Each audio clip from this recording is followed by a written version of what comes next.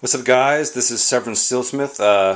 Happy holidays to you. This is being recorded the day before Christmas Eve, or I think the day after Hanukkah, depending on what you guys celebrate.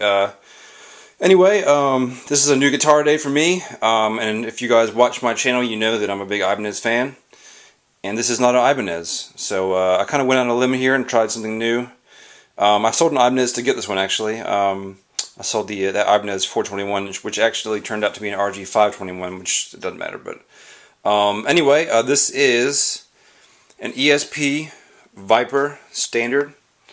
This is actually a somewhat special Viper just because instead of having the normal black or those weird camo finishes, this has a natural finish. And supposedly the guy I purchased this from, he said that a dealer in Denver purchased or ordered 12 of these guitars in this finish. So this is one of 12. And this is not an ESP LTD. This is an ESP guitar.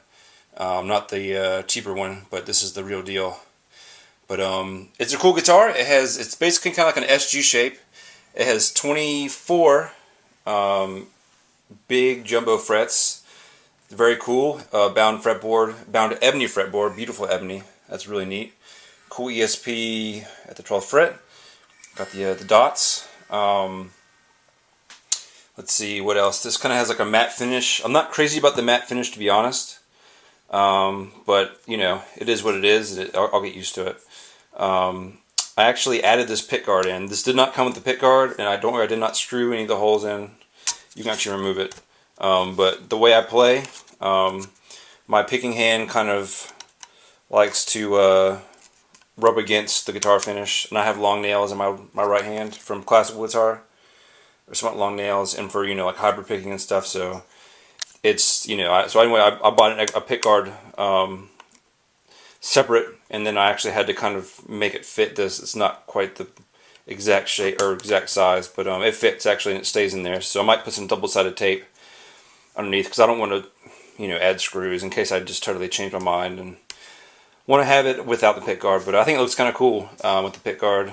But we have this is, like I said, 24 frets. It's actually a Gibson scale length, so it's 24 3/4, or so it's kind of a cool hybrid. You don't usually have 24 frets on a Gibson scale guitar, and this is as opposed to the 25 and a half scale, which is like the Ibanez Fender, usually bolt-on neck, Strat style, super Strat shredder kind of thing going on. But this is totally different, from what I've been playing. So it's a nice change. We have also a Tune-O-Matic bridge, stop bar tailpiece, just like a Gibson. Like I said, model kind of after SG. We have the volume, we have tone, three-way switch, pretty simple. And this guitar also came stock with EMG 85 and whatever 81. But the guy I bought it from changed this into PRS vintage bass, and then HFS hot fat screams pickups. They sound great, so I'm not going to change them. I would have put Duncan's or DiMarzios, but they sound great, so no need to do that. But yeah, great guitar. I'll show you one other modification I did already. But let's take a look at that headstock one more time because that looks so badass. Very cool. As you can see, this is the original strap button, and I could remove this, and I probably will. But I added this strap button up top because it bounces much better. And this is, to me, this is the way it should be. This looks terrible, so I'm gonna take this off. But I have a strap lock here, and then I put the strap lock at the bottom. It just bounces much better on the upper horn. Otherwise, the neck kind of does the neck dive thing. I've left on the little sort of plastic stuff on the control cavity, and here's the ESP inspected in the USA by BM, whoever that is. And then this little sort of cigarette ashtray thing. This is for the active pickups that were in here. So it's kind of, it's a cool design if you use active pickups, but I don't. So it's sort of a memory of the past, so to speak. But nice mahogany body, mahogany neck. Let's see what we got. Really cool, kind of like, I think they call it a set through design. There's basically no heel really at all. I mean, there is none, but really cool lines in this guitar. Super smooth. Like, this is very well made. This guy was in mint condition when I purchased it. It still basically is, other than this modification I made. And you see on the back, very cool ESP Standard Series logo, made in Japan. And we also have some Spurzel locking tuners. Great addition to this guitar. A really cool looking headstock. Just an awesome guitar overall. And I'm really enjoying this guitar a lot. So it's a big change from the Ibanez Land that I've been reciting in for the past year.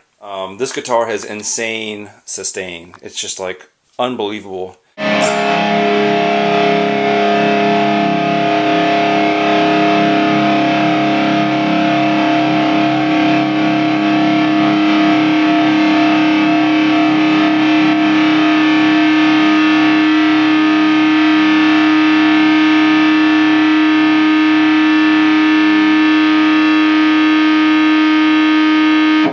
But yeah, like I said, ESP Viper. I'm not going to waste any more time talking, but I could talk forever about this thing. I just really enjoy it. So without further ado, I'm going to just kind of jam on some random stuff that may or may not sound good, and hope you guys enjoy. Thanks for watching.